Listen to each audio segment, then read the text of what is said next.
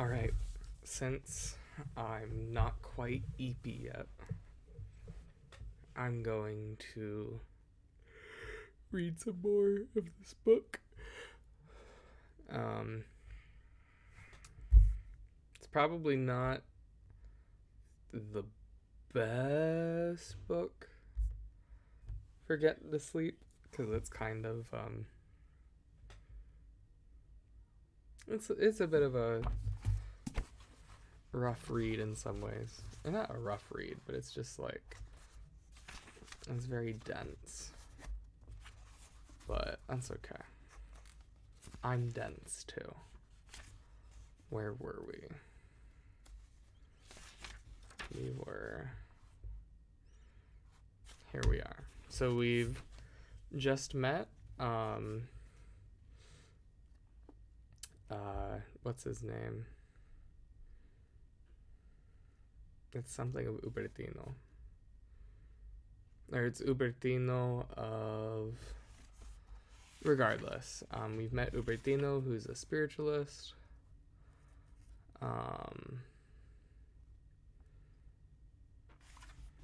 And basically, I dropped frames for detect. That's fine. There's no frames on the screen anyway. It's just this map of the Abbey, so that's okay.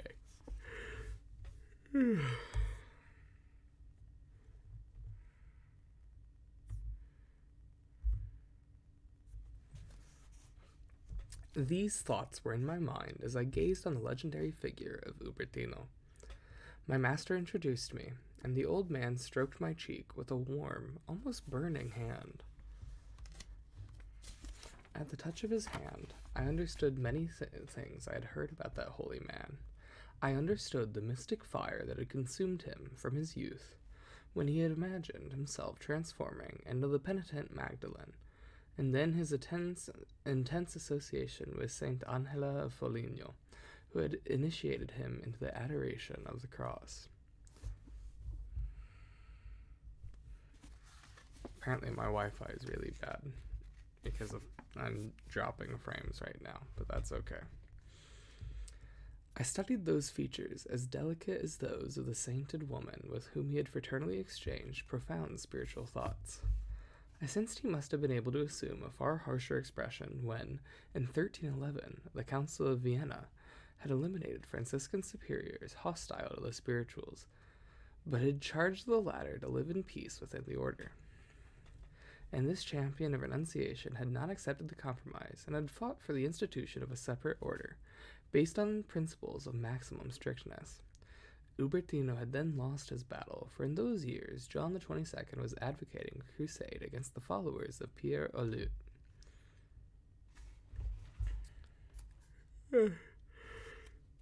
Okay, if Streamlabs can stop telling me that I've had dropped frames, it'd be really great because it's really throwing off my rhythm.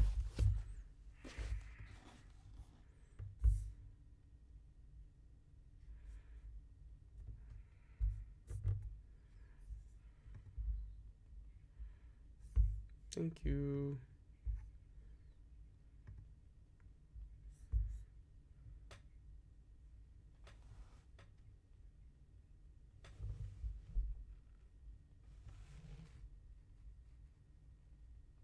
Oh, that's what that noise is. I see.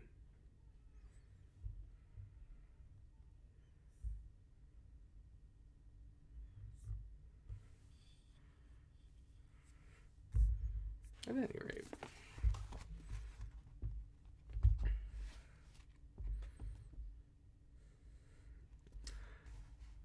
Ubertino had then lost his battle, for in those years John XXII was advocating a crusade against the followers of Pierre Olut, but Ubertino had not hesitated to defend his friend's memory against the Pope, and outdone by his sanctity, John had not dared condemn him, though he then condemned the others.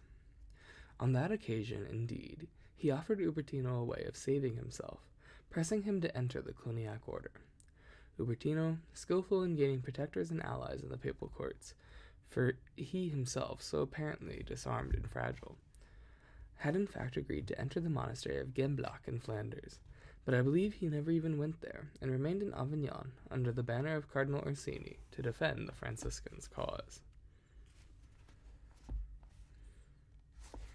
I wonder if Discord being open is why my frames are dropping. That might be it.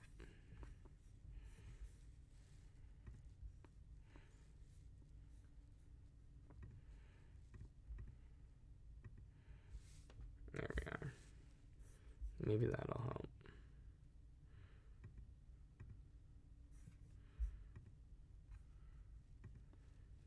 Okay. It doesn't really matter for this stream or this video, because again, I'm just using a still image of the Abbey. But it's just annoying because the notification keeps popping up and it's,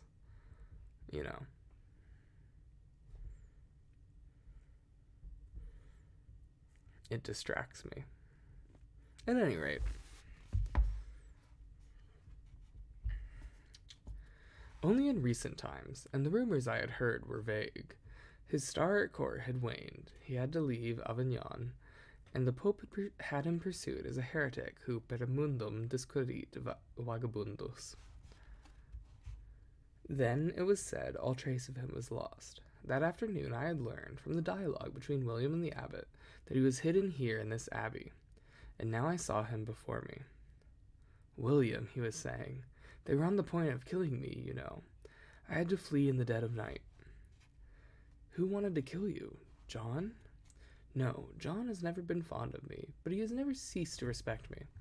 After all, he was the one who offered me a way of avoiding a trial 10 years ago, commanding me to enter the Benedictines." "Then who wished you ill?" "The Curia, all of them. They tried to assassinate me twice. They tried to silence me. You know what happened 5 years ago. The beggars of Narbonne had been condemned 2 years before, and Berengar Toloni, though he was one of the judges, had appealed to the Pope. Those were difficult moments. John had already issued 2 bulls against the spirituals, and even Michael of Cesena had given up. By the way, when does he arrive?" "He will be here in 2 days' time." "Michael, I have not seen him for so long. Now he has come around. He understands what we wanted. The Perugia chapter asserted that we were right. But then, still in 1318, he gave in to the Pope, and turned over to him 5 spirituals of Provence, who were resisting submission. Burned William. Oh, it is horrible." He hid his face in his hands. "But what exactly happened after Toloni's appeal?" William asked. "John had to reopen the debate, you understand? He had to do it, because in the Curia, too, there were men seized with doubt, even the Franciscans in the Curia, Pharisees, whited sepulchres, ready to call themselves for a prebend, but they were seized with doubt. It was then that John asked me to draw up a memorial on poverty. It was a fine work, William, may God forgive my pride. I have read it. Michael showed it to me." There were the hesitant, even among our own men. The provincial of Aquitaine, the Cardinal of San Vitale, the Bishop of Caffa, an idiot, William said.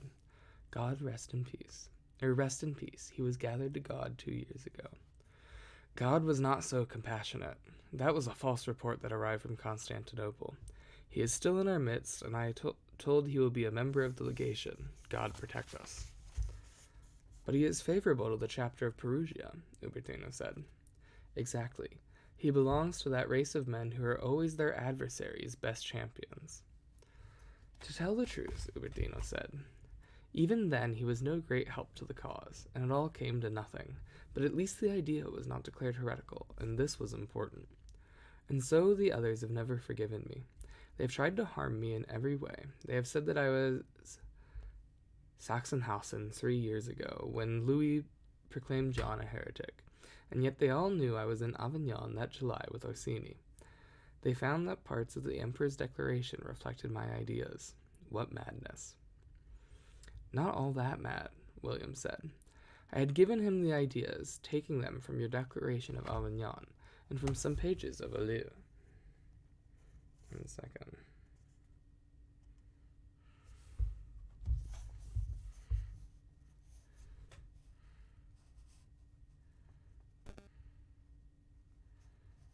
I'm so sleepy.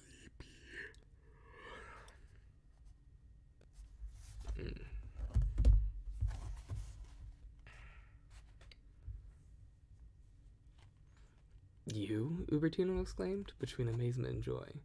But then you agree with me? William seemed embarrassed. They were the right ideas for the Emperor at that moment, he said evasively. Ubertino looked at him suspiciously. Ah, but you don't really believe them, do you? Tell me, William said.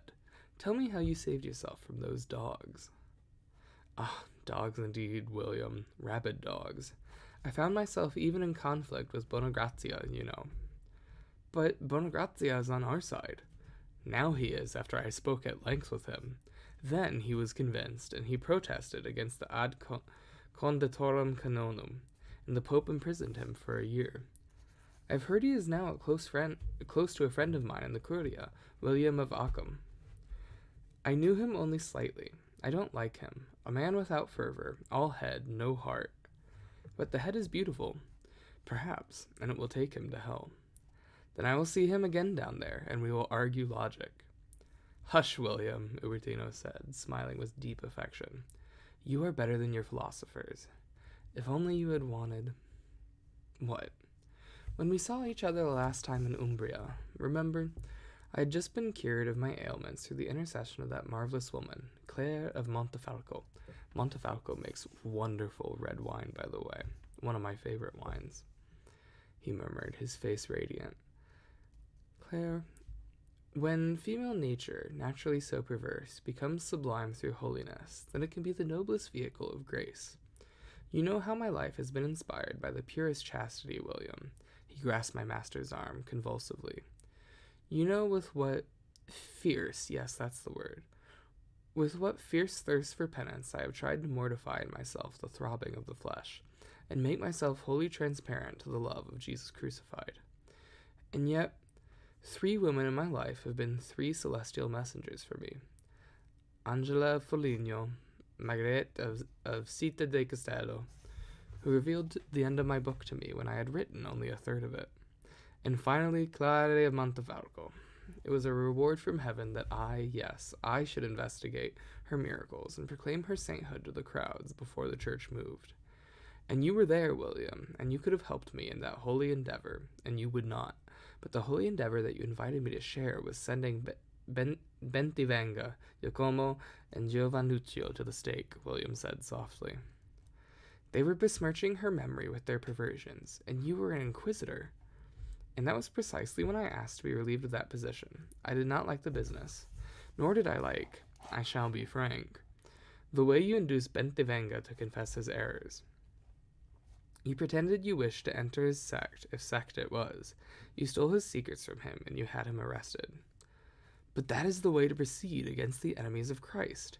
They were heretics. They were pseudo-apostles. They reeked of the sulfur of Fra Dolcino. They were Clara's friends. No, William, you must not cast even the hint of a shadow on Clara's memory. But they were associated with her. He believed they were spirituals. He had no suspicion. Only on investigation was it clear that Bentivenga of Gubbio proclaimed himself an apostle, and he and Giovannuccio of Bavagna seduced nuns, saying that hell does not exist, that carnal desires can be satisfied without offending God, that the body of Christ, Lord forgive me, can be received after a man is lain with a nun, that the Magdalene found more favor in the Lord's sight than the Virgin Agnes, that what the vulgar call the devil is God himself, because the devil is knowledge, and God is by definition knowledge. And it was the blessed Clara, after hearing this talk, had the vision in which God himself told her they were wicked followers of the Spiritus Libertatis. They were Minorites, whose minds were aflame with the same visions as Clara's, and often the step between ecstatic vision and sinful frenzy is very brief, William said. Ubertino wrung his hands, and his eyes were again veiled with tears. Don't say that, William. How can you confound the moment of ecstatic love, which burns the viscera to perfume of incense, and the disorder of the senses, which reeks of sulfur? Bentivenga urged others to touch a body's naked limbs. He declared this was the only way to freedom from the dominion of the sentence. Homo nudus cum nulla iacebat. Naked they lay together, man and woman. I might not be allowed to talk about this on Twitch, but it's in the book, and I'm not going to omit it because it's important. People sexualize nuns for fun on Twitter, so I guess me talking about it in this academic context is probably fine. Or not on Twitter, on Twitch. Et non commiscebanter ad invicem, but there was no conjunction. Lies. They were seeking pleasure, and they found it. If carnal stimulus was felt, they did not consider it a sin if, to satisfy it, man and woman lay together, and the one touched and kissed the other in every part, and naked belly was joined to naked belly. I confess that the way Ubertino stigmatized the vice of others did not inspire his virtuous thoughts in me. My master must have realized I was agitated, and interrupted the holy man. Yours is an ardent spirit, Ubertino, both in love of God and in hatred of evil. What I meant is that there is little difference between the ardor of the seraphim and the ardor of Lucifer, because they are always born from an extreme igniting of the will. Oh, there is a difference, and I know it, Ubertino said, inspired. You mean that between desiring good and desiring evil there is a brief step, because it is always a matter of directing the will. This is true. But the difference lies in the object, and the object is clearly recognizable. God on this side, the devil on that. And I fear I no longer know how to distinguish, Ubertino. Wasn't it your Angela of Foligno who told of that day when her spirit was transported, and she found herself in the sepulchre of Christ? Didn't she tell how first she kissed his breasts, and saw him lying with his eyes closed? Then she kissed his mouth, and there rose from those lips an ineffable sweetness. And after a brief pause, she lay her cheek against the cheek of Christ, and Christ put his hand at her cheek and pressed her to him, and, as she said, her happiness became sublime. What does this have to do with the urge of the senses? Ubertino asked.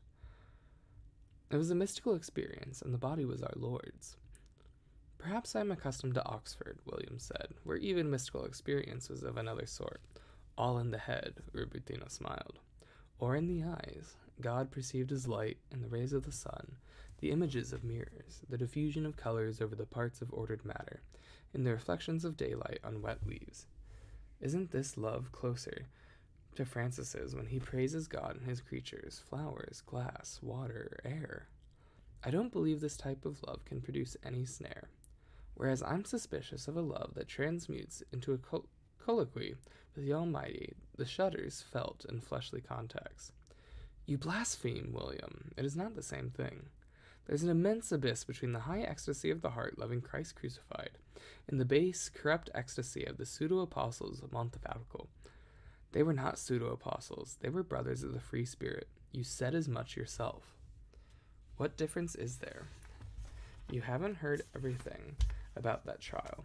I myself never dared record certain confessions for fear of casting, if only for a moment, the shadow of the devil on the atmosphere of Sanctity Clarae had created in that place. But I learned certain things, William. They gathered at night in a cellar. They took a newborn boy.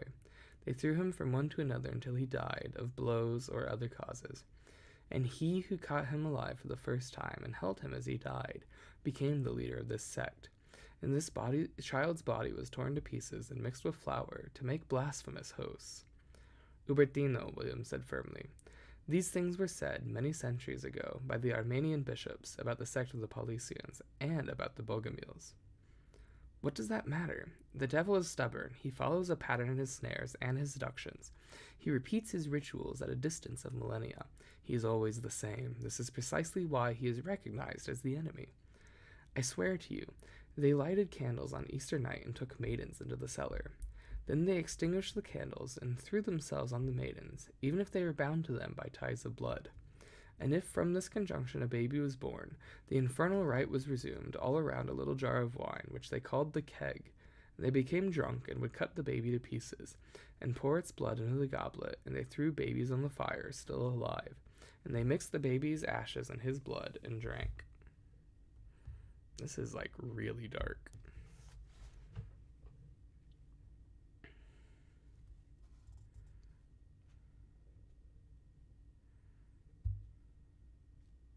But Michael Sellis wrote this in his book on the workings of devils 300 years ago.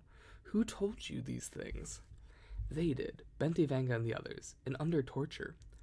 There's only one thing that arouses animals more than pleasure, and that is pain. Under torture, you are as if under the dominion of those grasses that produce visions. Everything you have heard told, everything you have read returns to your mind, as if you were being transported, not toward heaven, but toward hell.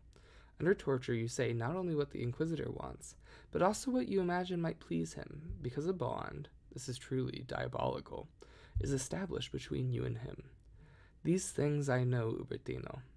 I also have belonged to those groups of men who believe they can produce the truth with white-hot iron. Well, let me tell you, the white heat of truth comes from another plane. Under torture, Bentivanga may have told the most absurd lies because it was no longer himself speaking, but his lust, the devils of his soul. Lust? Yes, there is a lust for pain as there is a lust for adoration, and even a lust for humility.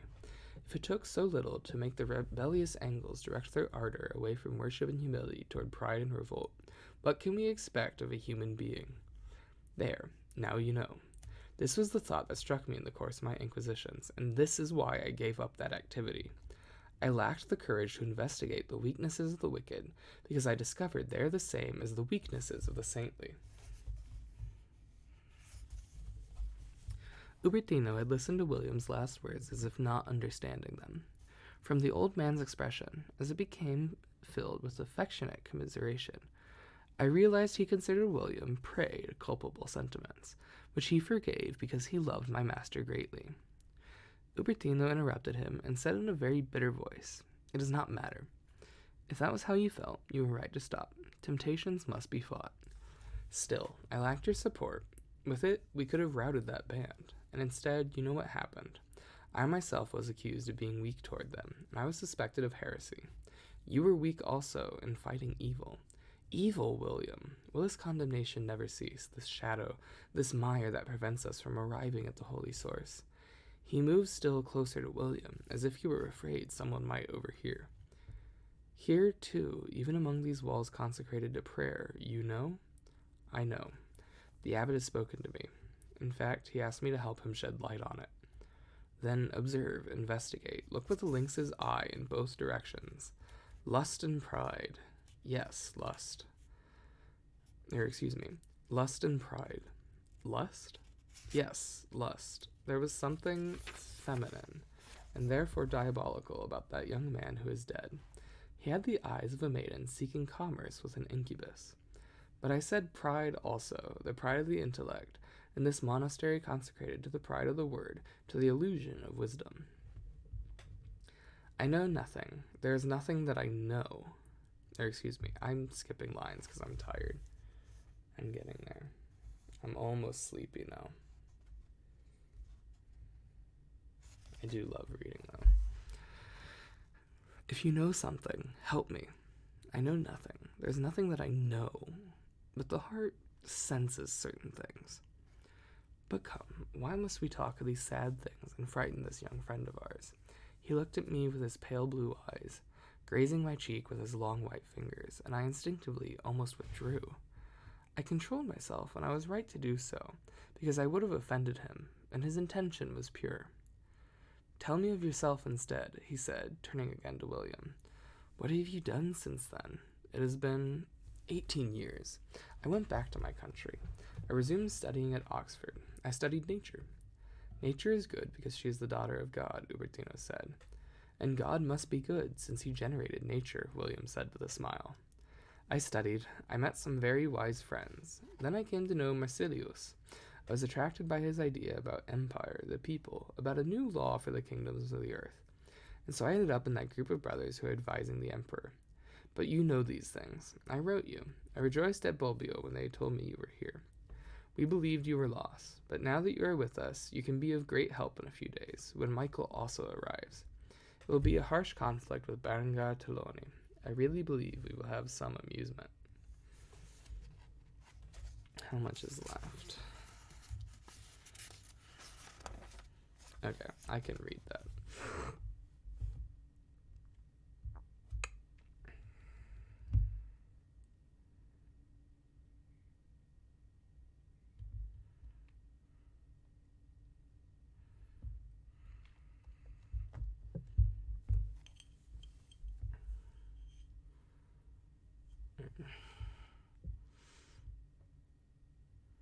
Umberto looked at him with a tentative smile.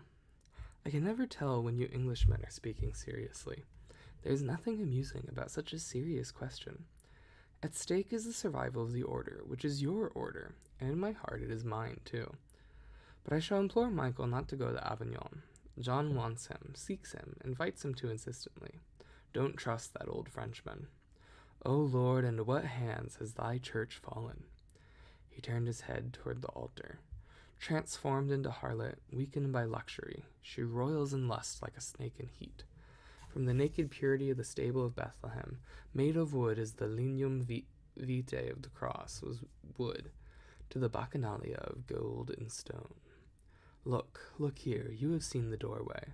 There is no escaping the pride of the images. The days of the Antichrist are finally at hand, and I am afraid, William. He looked around, staring wide-eyed among the dark naves, as if the Antichrist were going to appear any moment, and I actually expected to glimpse him. His lieutenants are already here, dispatched as Christ dispatched the apostles into the world. They are trampling on the city of God, seducing through deceit, hypocrisy, violence. It will be then that God will have to send his servants, Elijah and Enoch, whom he maintained alive in the earthly paradise, so that one day they may confound the Antichrist, and they will come to prophecy clad in sackcloth, and they will preach penance by word and by example. They have already come, Ubertino, William said, indicating his Franciscan habit. But they have not yet triumphed.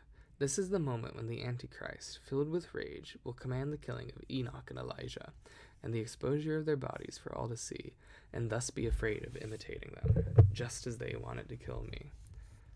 At that moment, terrified, I thought Ubertino was in the power of a kind of holy frenzy, and I feared for his reason.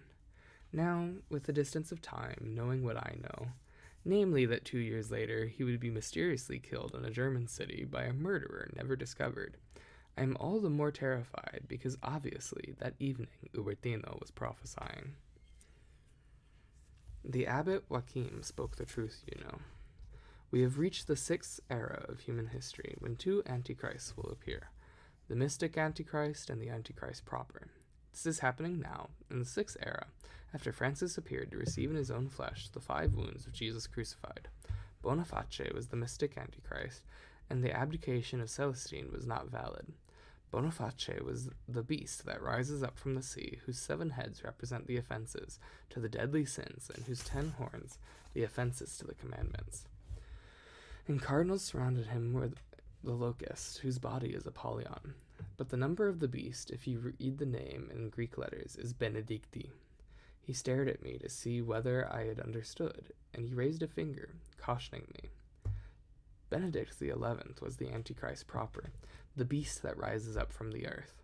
God allowed such a monster of vice and iniquity to govern his church so that his successor's virtues would blaze with glory. But, sainted Father, I replied in a faint voice, summoning my courage, his successor is John. Ubertino put a hand to his brow as if to dispel a troublesome dream. He was breathing with difficulty. He was tired. True, the calculations were wrong. We are still awaiting the angelic pope. But meanwhile, Francis and Dominic have appeared. He raised his eyes to heaven and said, as if praying, but I was quite sure he was quoting a page of his great book on the Tree of Life. Quorum primus raffico calculo peccatus et ardore celico inflammatus totum incendere videbatur. Secundus vero verbo predicationis fecundus super mundi tenebras clarius radiavit. Yes, these were the promises. The angelic pope must come. And so be it, Ubertino, William said. Meanwhile, I am here to prevent the human emperor from being deposed. Your angelic pope was also preached by Fra Dolcino. Never utter again the name of that serpent, Ubertino cried. For the first time I saw his sorrow turn into rage. He has befouled the words of Joachim of Calabria, and has made them bringers of death and filth, messenger of the Antichrist, if ever there was one. But you, William, speak like this because you do not really believe in the advent of the Antichrist, and your masters at Oxford have taught you to idolize reason, drying up the prophetic capacities of your heart. You are mistaken, Ubertino, William answered very seriously. You know that among my masters I venerate Roger Bacon more than any other, who raved of flying machines, Ubertino muttered bitterly, who spoke clearly and calmly of the Antichrist, and was aware of the import of the corruption of the world and the decline of learning. He taught, however, that there is only one way to prepare against his coming. Study the secrets of nature, use knowledge to better the human race. We can prepare to fight the Antichrist by studying the curative properties of herbs, the nature of stones, and even by planning those flying machines that make you smile.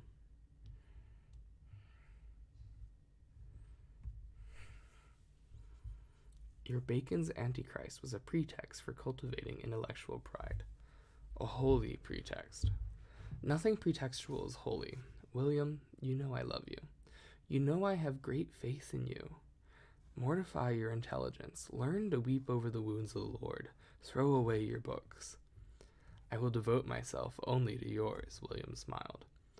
Ubertino also smiled and waved a threatening finger at him. Foolish Englishmen, do not laugh too much at your fellows. Those whom you cannot love you should, rather, fear. And be on your guard here at the Abbey. I do not like this place. I want to know it better, in fact, William said, taking his leave. Come, Odso. I tell you it is not good, and you reply that you want to know it better. Ah, Ubertino said, shaking his head. By the way, William said, already halfway down the nave, who is that monk who looks like an animal and speaks the language of Babel? Salvatore, Ubertino, who had already knelt down, turned. I believe he was a gift of mine to this abbey, along with the cellarer. When I put aside the Franciscan habit, I returned for a while to my old convent at Castile, and there I found other monks in difficulty, because the community accused them of being spirituals of my sect, as they put it. I exerted myself in their favor, procuring permission for them to follow my example. And two, Salvatore and Remigio, I found here when I arrived last year. Salvatore, he does indeed look like an animal, but he is obliging. William hesitated a moment. I heard him say, penitenziagite. Ubertino was silent. He waved one hand as if to drive off a bothersome thought. No, I don't believe so. You know how these lay brothers are. Country people who have perhaps heard some wandering preacher and don't know what they are saying. I would have other reproaches to make to Salvatore. He is a greedy animal and lustful, but nothing against orthodoxy. No, the sickness of the abbey is something else. Seek among those who know too much, not in those who know nothing. Don't build a castle of suspicions on one word. I would never do that, William answered. I gave up being an inquisitor precisely to avoid doing that. But I also like to think about words, and then I think about them. You think too much. Boy, he said, addressing me, don't learn too many bad examples from your master. The only thing that must be pondered, and I realized this at the end of my life, is death. Molus et quies viatores, finis est omnis laboris. Let me pray now. Okay. So that was pages 66, or let's see, when did I stop? 54 to 66. Okay. At least it's done now. When did I open Apple Music? And why? Like, what is... It's fine. Anyway.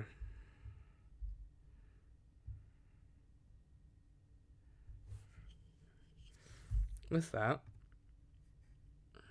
I'm going to call it here.